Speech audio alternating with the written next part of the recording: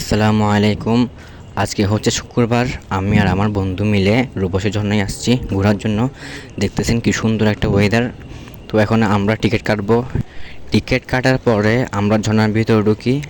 তারপর আমরা ঝিরি পথে হাঁটা শুরু করি। আজকে পানি মোটামুটি কম ছিল অনেক, বাট বৃষ্টি হওয়ার আবহাওয়া অনেক সুন্দর ছিল, হয়তো বৃষ্টি হবে বোঝা যাচ্ছে। ওয়েদার দেখে বোঝা যাচ্ছিল যে বৃষ্টি হবে। আর শুক্রবার তো অনেক মানুষ হয়, অনেক ভাই ব্রাদারদের সাথে মানে কি পরিচয় হয়ে যায়। অপরিচিত মানুষদের সাথে কি সুন্দর যে মানে কীভাবে যে পরিচয় হয়ে যায় বা এ বলার মতো না। তারপর আমরা আস্তে আস্তে হাঁটতে আমরা ঝর্নার একেবারে ক্লোজই চলে আসি। আর একটু সামনে গেলে আমার ঝর্ণা। এটা হচ্ছে আমার বন্ধু প্লাস ভাই, সবসময় আমরা একসাথে ট্যুর দিই। তো এখন আমরা মানে কী যে শান্তি লাগতেছে ভাই। বাট ওয়েদার দেখছেন, ওয়েদার দেখে মনে হচ্ছিল ভিডিওর মধ্যে বা কথার মধ্যে কখনো ভাই হাসিটা থামাতে পারি না। আমরা ঝর্ণায় চলে আসছি। এটা হচ্ছে রূপসী ঝর্ণা। এটা আমি একটা ছোটো একটা ক্লিপ নিছি। তো ক্লিপ নেওয়ার পর হচ্ছে এখন আমরা রূপসী ঝর্ণার উপর যাচ্ছি। আস্তে আস্তে নামতেছি, যেহেতু পিছলা, যদি পা পিছলে যায় তাহলে প্রচুর রিস্ক, এখানে পড়ে যাওয়ার অনেক মানে ক্ষতি হওয়ার সম্ভাবনা আছে।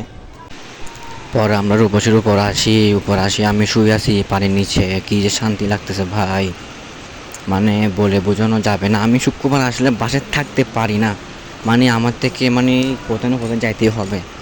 যে ঝর্ণাই হোক, আমি যে ঝর্ণায় 10 বাজে 20 বাজে, আমার থেকে এক জায়গায় বারবার গেলেও শান্তি লাগে। কী পরিমাণ যে শান্তি লাগতেছে ভাই।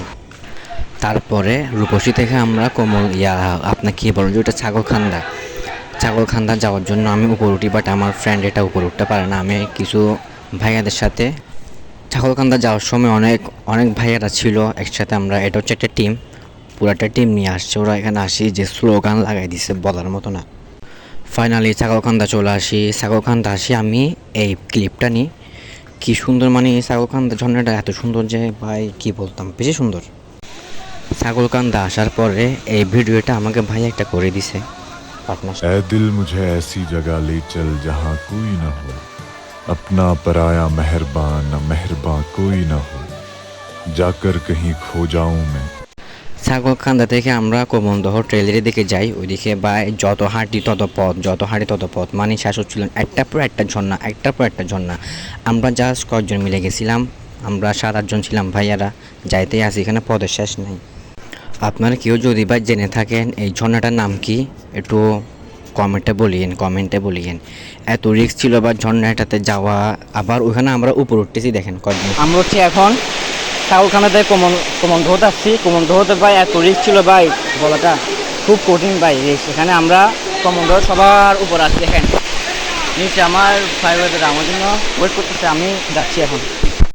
কমলদহতে একটা লাস্ট ভিডিও নিয়েছিলাম আমি সবার উপর ছিলাম, সবাই নিচে নামে গেছিলো।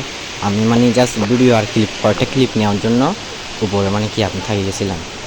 তারপর হচ্ছে আমি সবার লাস্টে নামি, আমাকে আপনি ধরে নামাই, অনেক কষ্ট হয় আমাকে নামাতে এখান থেকে। আল্লাহ হাফেজ।